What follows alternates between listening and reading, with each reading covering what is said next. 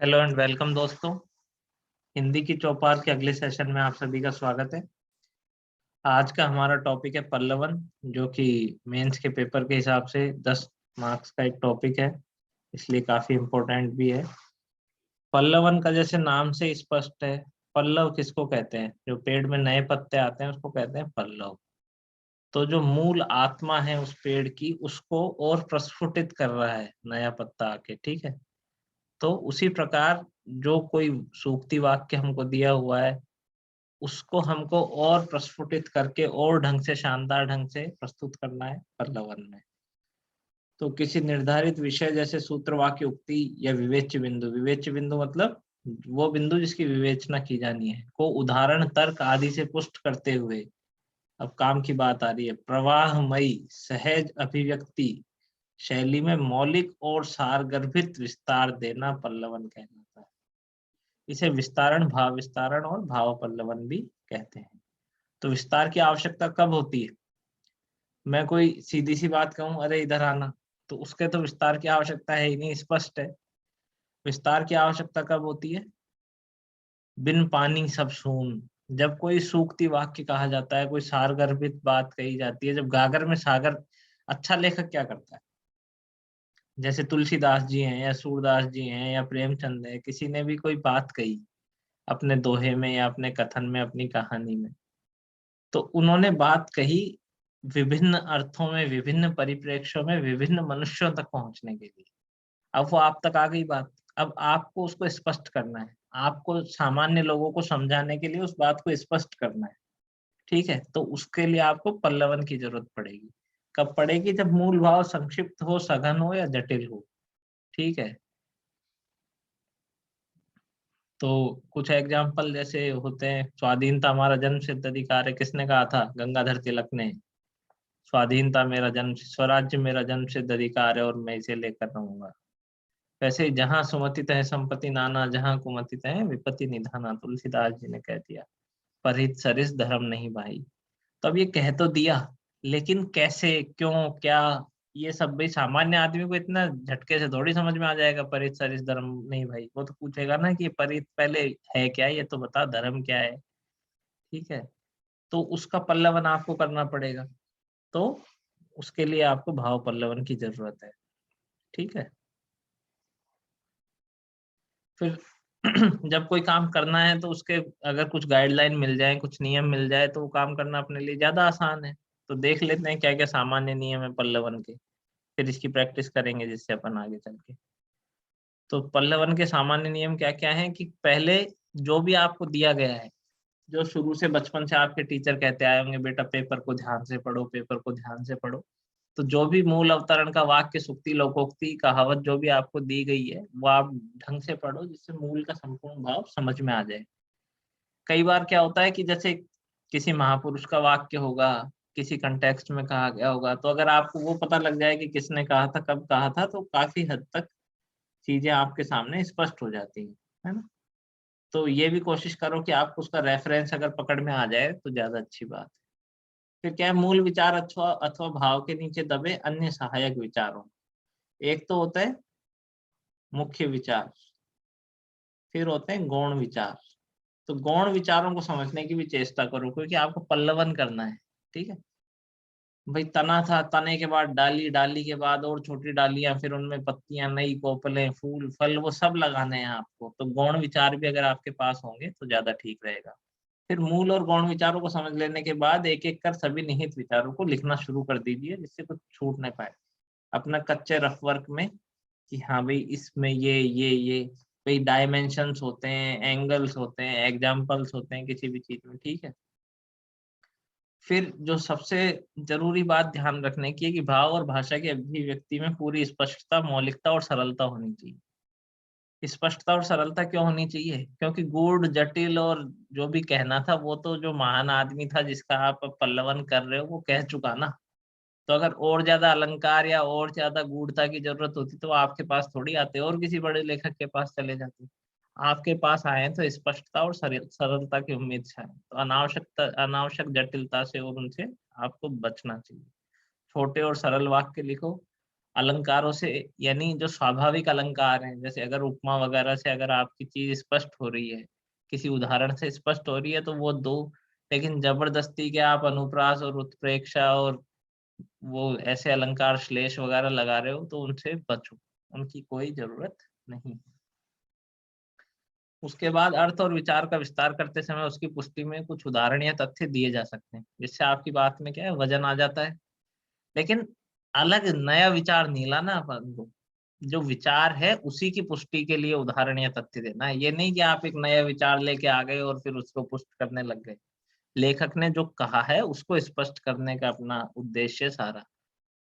पल्लवन के लेखन में अप्रासंगिक बातों का अनावश्यक विस्तार या उल्लेख बिल्कुल नहीं होना चाहिए। ऐसा नहीं कि अलग ही ट्रेजेक्टरी पकड़ के चल दिए, जाना था जापान पहुंच गए, चीन समझ गए ना, ठीक है। पल्लवन में लेखक को मूल और गौण भाव तथा विचार की टीका टिप्पणी और आलोचना नहीं करनी है, उसको स्पष्ट करना है, उसको तार्किकता की कसौटी पे नहीं परखना है आपको, ठीक है। आपको कोई और विचारक से तुलना नहीं करनी है, यानी कुछ भी ऐसा नहीं करना है जो आपके सब्जेक्ट से बाहर हो। आपको लाइन दी हुई है, उस लाइन को आप जितना स्पष्ट कर सकते हैं, जिन जिन हथकंडों से, जिन जिन टूल्स की सहायता से आप उसको स्पष्ट कर सकते हैं, उनको काम लो, लेकिन अनावश्यक इधर उधर मत हो। पल्लवन की रचना हर हालत में अन्य पुरुष में होनी चाहिए। अन्य पुरुष समझते हो, वह, वे, समझ गए, ठीक है। पल्लवन व्यास शैली की होनी चाहिए, समाज शैली की नहीं। अब आप पहले तो कहोगे कि पहले तो ये बताओ व्यास शैली और समाज शैली है क्या।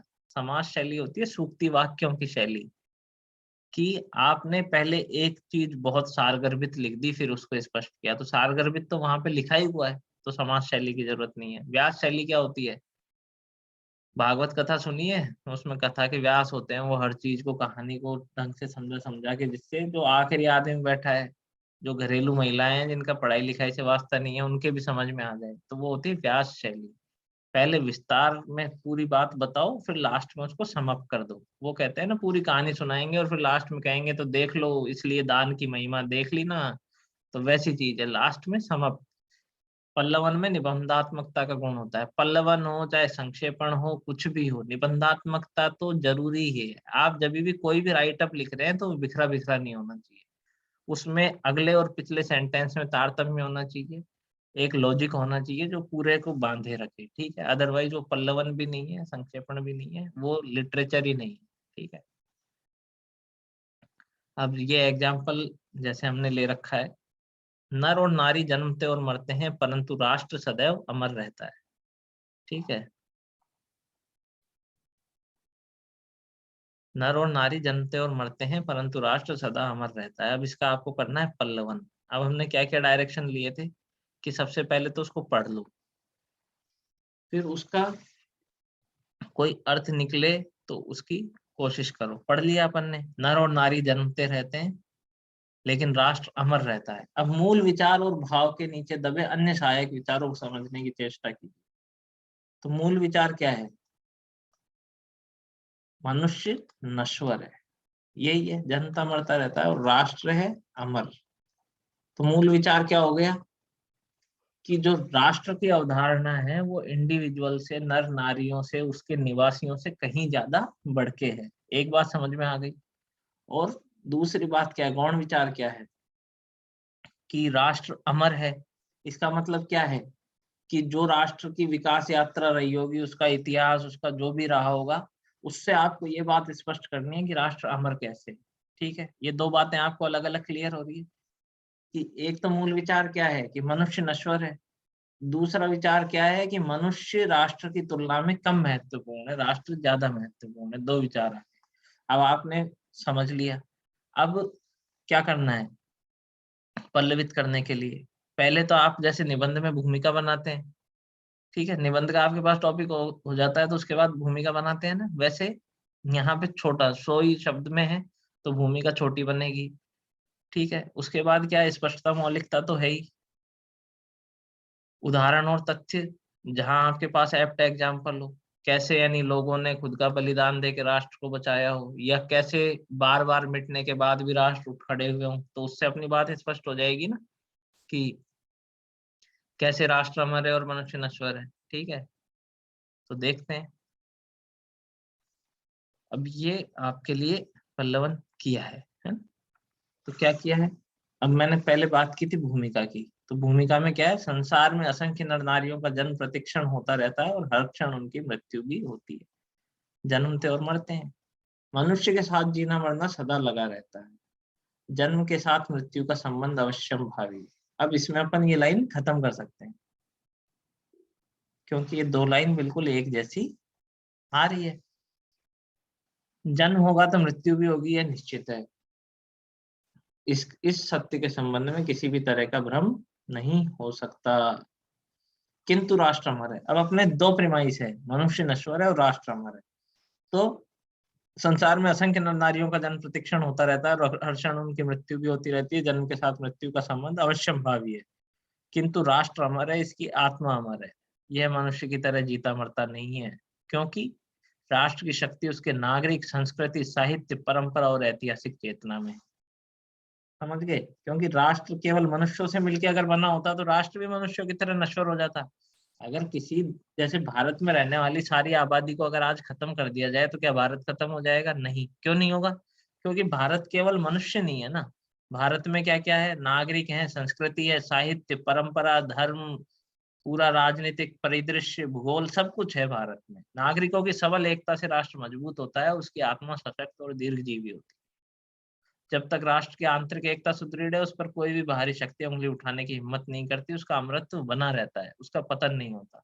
जब आंतरिक शक्ति ग्रह कलह में, ग्रह कलह मतलब जब नागरिकों में आपसी भेद आ गए, गृह युद्ध की स्थिति आ गई, विशृंखल होने लगती है, तब उसका ह्रास अवश्यम भावी हो जाता है। अब देखो इसने क्या कह दिया यहाँ पे, ह्रास अवश्यम भावी हो जाता है, मतलब क्या राष्ट्र मिट जाएगा? नहीं। किंतु यह ह्रास भी ह्रास है, राष्ट्र का नाश नहीं। भैया आप ये सोच के देखो कि जब आप कह रहे हो राष्ट्र हमारे, तो सामने कोई ये तर्क भी तो दे सकता है, नहीं इतने यूनान, मिस्र, रोमा है मिट गए जहां से, है ना? कोई कह सकता है ना। लेकिन क्या वो मिट गए? आज क्या मिस्र का इजिप्ट नहीं है? क्या इटली वाला रोम नहीं है? या फिर ग्रीस नहीं है? इसका मतलब वो उस समय के लिए, उस कालखंड के लिए, उस तरह का उनका जो उस समय की जीवन शैली थी वो भले मिट गई, लेकिन वो राष्ट्र फिर ह्रास के बाद फिर खड़े हो गए। ठीक है? तो उसकी संस्कृत, साहित्य, परंपरा, कला, ऐतिहासिक चेतना जैसे जो अमर तत्व है, वो किसी भी पतन के समय अपने नागरिकों को पुनः सचेत और प्रकृतिस्थ करते हैं। तब पहले से अधिक तीव्रता से नागरिक अपनी ही विशृंखलता को समाप्त कर एक हो जाते हैं और राष्ट्र में हो जाते हैं। मनुष्य मरता है, उसकी परंपरा कभी नहीं मरती। व्यक्ति मरता है मगर राष्ट्र नहीं मरता। ठीक है? राष्ट्र की परंपरा और इतिहास चेतना ही प्रधान है। विंस्टन चर्चिल का बहुत फेमस एक कथन है सेकेंड वर्ल्ड वॉर के टाइम का, अगर आप में से किसी ने इनटू द स्टॉर्म मूवी देखी होगी तो उसमें भी वो आता है कि युद्ध के समय जो देश सरेंडर करके अधीन होते हैं ना, वो खत्म हो जाते हैं। लेकिन जो देश लड़के खत्म होते हैं वो फिर उठ खड़े होते हैं। क्यों? क्योंकि उनके राष्ट्र के जो लोग हैं उन्होंने अपनी सांस्कृतिक चेतना, अपने आत्म गौरव को नहीं मरने दिया, इसलिए। तो वही चीज है। तो इस तरह के एग्जाम्पल से कि भाई पहले तो इसमें अपन ने पूरे में किया क्या है। सबसे पहले तो आपने प्रीमाइस सेट की। ठीक है? यहाँ पे अपन ब्लैंक पेपर की जैसे इसको काम ले लेते हैं। सबसे पहले तो आपने प्रीमाइस सेट की कि भूमिका की जो मूल विचार है वो क्यों सही है ना? उसकी आपने भूमिका बनाई, फिर उसको स्पष्ट किया है। ठीक है? फिर आपने उसको पुष्ट किया है। पुष्ट कैसे कर सकते हैं? तथ्यों से, कथन से, उदाहरण से। ठीक है? उसके बाद आपने कंक्लूड किया है, जिसको निबंध के उसमें कह देते हैं उपसंहार। ठीक है? तो निबंध चाहे 1000 शब्द का होता है, पल्लवन 100 शब्द का है, लेकिन ये जो 4 चीजें हैं, ठीक है, वो पल्लवन में भी रहेगी, वो आपके निबंध में भी रहेगी। उसके बाद क्या है, अगर आपके पास टाइम एंड स्पेस है, आप सोच समझ सकते हैं, तो आप जो भी टॉपिक दिया हुआ है उसके डायमेंशन ले सकते हैं। जैसे निबंध में लेते हैं ना, social, cultural, legal, political, international, उसी तरह से यहाँ भी ले सकते हैं। वैसे ही अगर उसके कोई ऐसे पक्ष हैं जैसे आत्मिक, ठीक है, उस लाइन को भाई आप एक इंडिविजुअल मनुष्य से कैसे जोड़ सकते हैं वो देख सकते हैं, एक नेशनल लेवल पे, राष्ट्रीय रूप से, सामाजिक रूप से और अंतर्राष्ट्रीय रूप से, महिलाओं का या किसी पिछड़े समाज का या बच्चों का, उसमें अगर कोई एंगल है तो उस तरीके से सोच सकते हैं। तो उन सब चीजों से सोच के आपके पास एक अच्छा खासा मटेरियल तैयार हो जाएगा जिसको आप इसमें यूज ले सकते हैं। अब जैसे ये देखो, विदेशी भाषा का विद्यार्थी होना बुरा नहीं पर अपनी भाषा सर्वोपरि है, महात्मा गांधी का कथन है। तब आप इसको रिफ्यूट तो कर ही नहीं सकते, है ना। अब आपको इसको स्पष्ट करना है, तो कैसे करेंगे? पहले तो भूमिका, कोई भी भाषा बुरी नहीं होती क्योंकि सब अपनी अपनी विशेषताएं और अपने अपने बोलने वाले होते हैं। हर भाषा के यदि किसी अन्य के लिए, भाई दूसरे की माँ आपके लिए तो उसकी माँ है, लेकिन उसके लिए तो खुद की माँ है ना। तो वैसे हर भाषा यदि अन्य किसी के लिए केवल भाषा है तो उसके खुद के लिए मातृभाषा हो गई। तो इसलिए किसी अन्य भाषा को बुरा मानना तो बिल्कुल ही गलत है, मनुष्यता का परिचायक ही नहीं है। और हर भाषा अपनी संस्कृति और अपने साहित्य को समेटे होती है। तो आप भाषा को सीखते हो तो क्या होता है, आप वहाँ की संस्कृति और साहित्य के बारे में जानते हो, ठीक है। तो ये सारी भाषाएं सीखी जा सकती है। तो ये तो पहली चीज हो गई कि विदेशी भाषा का विद्यार्थी होना बुरा नहीं। अब आपको इस बात पे आना है कि दूसरी भाषा का विद्यार्थी होना बुरा नहीं पर अपनी भाषा सर्वोपरि है। तो पहला पैराग्राफ में आपने साबित कर दिया कि दूसरी भाषा का विद्यार्थी होना बुरी बात नहीं है, ठीक है। अनेक भाषाओं का ज्ञान आवश्यक है, अंतर्राष्ट्रीय संबंध भी दृढ़ होते हैं, यहाँ तक बात हो गई खत्म। लेकिन दूसरों की भाषाओं को पढ़ने के पहले अपनी राष्ट्रभाषा और मातृभाषा का ज्ञान नितांत आवश्यक है। क्योंकि अपनी भाषा में क्या है, मनुष्य अपने हृदय के विचार प्रस्तुत करता है। इसमें माँ की ममता है, राष्ट्रीय संबंधों का माधुर्य है, अपनेपन की महक है, अपने को जानने पहचानने की सरलता रहती है, ठीक है। हर तरह की शिक्षा का माध्यम प्राइमरी में क्या होता है नितिन, निर्देशक तत्वों के हिसाब से खुद की भाषा। तो अगर आप दूसरी भाषा सीखते भी हो तो खुद की मातृभाषा के माध्यम से सीखते हो, दूसरी भाषा में लिखते हो तो सोचते तो खुद की भाषा में हो, ठीक है। तो इसलिए अपन मातृभाषा के बिना नहीं रह सकते। फिर यहाँ पे आप वो भी डाल सकते हो, निज भाषा उन्नति हुए, अरे सब पूरा नहीं लिखना है, केवल हिंट देते हुए चलना है इसमें। अगर 100 शब्दों के में आप पूरे दोहे चौपाई लिखने बैठ गए तो फिर हो गया काम, ठीक है। तो आपको अब ये स्पष्टता लानी है कि मातृभाषा क्यों श्रेष्ठ है। भाई अन्य भाषा को सीखना बुरा नहीं है, उसकी आपने फरमाइश सेट कर दी कि अंतर्राष्ट्रीय संबंध भी चाहिए, ज्ञान विज्ञान भी चाहिए, साहित्य चाहिए, दूसरे की संस्कृति को सीखना है, वैचारिक आदान प्रदान करना है, इस सब के लिए अच्छी बात है क्योंकि हर भाषा अच्छी है, ठीक है।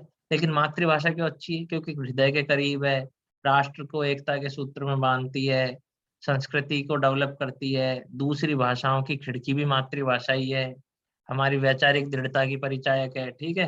जैसे फिर एग्जाम्पल दे दिया, जैसे दूध में पानी घुला होता है उसी तरह मातृभाषा भी हमारी माँ का संस्कार, प्यार और मिठास है, ठीक है।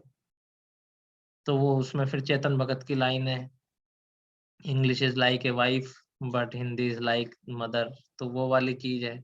तो ये केवल हिंदी और इंग्लिश की बात ही नहीं है, ये हर भाषा के बारे में, ठीक है। तो फिर देखो कितनी अच्छी लाइन है कि वह मस्तिष्क की वस्तु तो हो सकती है लेकिन हृदय की वाणी नहीं हो सकती। ये एक ही लाइन है जो पूरा डिफरेंस क्रिएट कर दे रही है कि क्यों विदेशी भाषा सीखनी तो चाहिए लेकिन मातृभाषा क्यों अच्छी है। क्योंकि विदेशी भाषा मस्तिष्क की वस्तु तो हो सकती है लेकिन हृदय की वाणी नहीं हो सकती। उसमें माँ की ममता, पिता का प्यार, पड़ोसियों का स्नेह और हमारे मन या देश का दर्द नहीं हो सकता। ये हो गया आपका पल्लवन, हो गया। अब देखो, जो शक्ति तोप तलवार और बम के गोले में नहीं पाई जाती वो साहित्य में पाई जाती है। तो ये बात सही है। तो भूमिका में आप क्या लिखोगे कि बड़ी बड़ी संस्कृतियों के बारे में भी हमें उनके साहित्य से ही पता चल रहा है, ये है वो है। एग्जाम्पल क्या आ जाएंगे, संगम साहित्य, ठीक है, ताड़पत्र, भोजपत्र, ठीक है। तलवार और बम क्या कर सकते हैं, मिटा सकते हैं।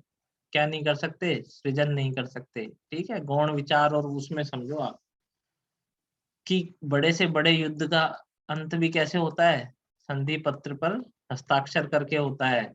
देश कैसे चलता है, संविधान से चलता है, ठीक है। संविधान व्यवस्था से आज पूरा विश्व चल रहा है, ठीक है। अंतरराष्ट्रीय संबंध कैसे चल रहे हैं, समझौतों से, WTO, UN, ये सब क्या है,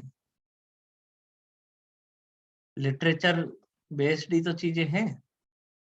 कि जब एक संधि पत्र डिसाइड किया गया, उसमें लैंग्वेज डिसाइड की गई, ठीक है।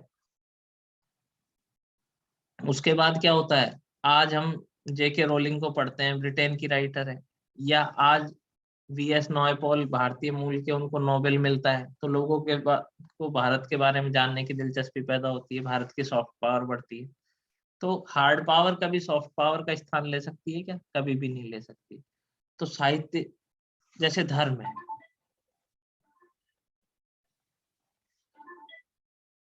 धर्म किस पे बेस्ड होके चल रहा है? धार्मिक ग्रंथों पे। जैसे हिंदू धर्म है, वो रामायण, महाभारत, ठीक है। क्रिश्चियनिटी है, बाइबल। देखा जाए तो ये क्या है, साहित्य ही, साहित्यिक कृतियां हैं।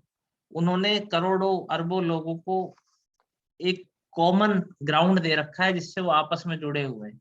क्या आप इतने अरबों लोगों को तलवार और बम की ताकत से रोक के रख सकते हैं? कभी नहीं, ठीक है। उसी तरह से एक कवि कुछ लिख देता है, राष्ट्र कवि, जैसे मैथिली शरण गुप्त या जयशंकर प्रसाद ने लिख दिया अमर्त्य वीर पुत्र हो, ठीक है, और भारत में राष्ट्रीय चेतना का संचार हुआ। तो ये तलवार और बम से किया जा सकता है क्या? नहीं, ठीक है। कार्ल मार्क्स, एक कोने में बैठा हुआ गुमनाम सा आदमी, उसने लिख दिया दास कैपिटल, साम्यवाद की उसने थ्योरी दे दी। तो साम्यवाद की थ्योरी, उसके साहित्यिक विचार में वो शक्ति थी ना, कि इतने, उसने कितने सैकड़ों सालों तक, सैकड़ों साल भी नहीं गए तो दशकों तक उसने, यानी काफी, और अभी भी चल ही रहा है। तो सबसे पहले आपको बनानी है भूमिका। भूमिका में ये स्पष्ट कर देना है कि तोप और तलवार की ताकत से कुछ समय के लिए कुछ लोगों को कुछ क्षेत्र में तो दबा कर रखा जा सकता है, लेकिन ये हमेशा के लिए नहीं हो सकता। जबकि साहित्य की ताकत, जो कलम की ताकत है, किसी ने सच ही कहा है कि कलम में तलवार से कई गुना ज्यादा शक्ति होती है। तो कलम की ताकत से, साहित्य की ताकत से आप लोगों को क्या है, नैरेटिव क्रिएट करके देते हो, ठीक है। अब वो नैरेटिव कैसा हो सकता है? नेशनलिस्टिक भी हो सकता है, जैसा अपन ने यहाँ पे बात की थी। सोशल, जैसे अम्बेडकर ने किताबें लिखी, ठीक है, उन्होंने अनटचेबिलिटी और भारत की गुलामी के खिलाफ अपने साहित्य के आधार पे आवाज उठाई, तो वो आज तक पूजे जाते हैं। वैसे ही लॉ में, ठीक है, वैसे ही लिटरेचर में, वैसे ही पॉलिटिक्स में आप एग्जांपल्स दे सकते हैं। फिर इनकी सहायता से आपको स्पष्ट करना है, जैसे मैंने कार्ल मार्क्स का आपको एग्जांपल दिया कि कैसे उसके एक आइडिया ने पूरी दुनिया में एक नया पॉलिटिकल सिस्टम खड़ा कर दिया, जबकि वो तलवार के दम पे क्या ऐसा कर सकता था? नहीं कर सकता था, ठीक है। वैसे जो साइंटिफिक लिटरेचर होता है, जो नव जागरण आया यूरोप में, उसका आप एग्जांपल दे सकते हैं कि उस टाइम के साइंटिफिक लिटरेचर ने कैसे चर्च की जड़ें उखाड़ी, ठीक है। तो ये फिर आप अपने उदाहरणों से अपने कथन को पुष्ट करो, और लास्ट में फिर लिखो कि हाँ, जैसा कि हमने देखा है कि साहित्य में जो शक्ति है वो तलवार और बम के गोले से कहीं ज्यादा है, ठीक है। ये आप प्रैक्टिस करो, और जो टेलीग्राम ग्रुप है उस पे आप इसको शेयर करो कि आपने कैसा लिखा है, ठीक है। पीयर रिव्यू करके एक दूसरे को आप करेक्ट करो। आप, ये जो पिछले साल आया, असफलताएं सफलता का आधार स्तंभ है, इसमें क्या है? इंग्लिश में कहावत है, failure is the stepping stone to success. Edison का आपके पास एग्जाम्पल है, कितनी बार वो बल्ब बनाने में विफल हुए और फिर सफल हुए। उसके बाद आपका भारत का पहला स्वतंत्रता संग्राम 1857, क्या सक्सेस हुए थे उसमें? नहीं, 1947 में जाके हुए। महात्मा गांधी, पहले उन्होंने असहयोग आंदोलन किया, फिर सविनय अवज्ञा किया, ठीक है। आजादी क्या एक ही आंदोलन से मिल गई? नहीं, करते रहे, चलते रहे, कभी ना कभी पहुंचे, ठीक है। कई ऐसे लोग हुए हैं, कितने बिजनेस खड़े करके, और हर बिजनेस में फेल होते रहे। तो वैसे करके आपको पॉलिटिकली, सोशल, ठीक है, किसी का भी आप एग्जाम्पल लो, अपना सबसे पहले भूमिका सेट करो कि पहले तो आप इससे कथन से सहमत हैं कि असफलता है सफलता का आधार स्तंभ है। कोई भी बड़ी इमारत जब बनती है तो पहले उसकी नींव की खुदाई की जाती है। नींव के अंधेरे में पत्थर होते हैं, तो उनको ये समझ में आता है क्या कि इस पे इतनी बड़ी इमारत बन जाएगी। आपको हमेशा फिर एक जो लाइन कहते हैं कि सुबह के उजाले से पहले रात का अंधेरा सबसे ज्यादा घना होता है, ठीक है, तो आप उसका उपयोग कर सकते हो। तो ऐसे लाइनों का, ऐसे एग्जाम्पल्स का उपयोग करके आपको फिर ये बताना है कि कैसे आधार स्तंभ है, क्योंकि हर असफलता आपको सफलता के और ज्यादा करीब लेके जाती है। आपको उस काम को करने का एक गलत तरीका और आपके रास्ते से हट जाता है। आपके अनुभव में वृद्धि होती है, आप अपनी गलतियों से सीखते हो, फिर आगे इम्प्रूव करते हो। फिर आप इन बड़े लोगों का एग्जाम्पल दे दोगे कि कैसे कैसे इन्होंने किया इम्प्रूव, ठीक है। फिर फिर उसके बाद ये आ जाएगा कि हाँ, इसी तरह से हम देख सकते हैं कि असफलताएं सफलता का ना केवल आधार स्तंभ है, बल्कि सफलता को परफेक्ट भी वही बनाती है। जो आदमी पहले प्रयास में सफल हो जाता है, उसको उस सफलता का ना तो मूल्य पता होता है, ना उस सफलता के साथ जो ज़िम्मेदारी उसको आती है, वो उसके बारे में ढंग से जान पाता है। लेकिन जो आदमी असफल होकर अपनी मंज़िल तक पहुँचा है, उसको उस सफलता का मूल्य भी पता है, वो उसको एन्जॉय भी ढंग से करता है और रेस्पॉन्सिबली आगे भी बढ़ता है।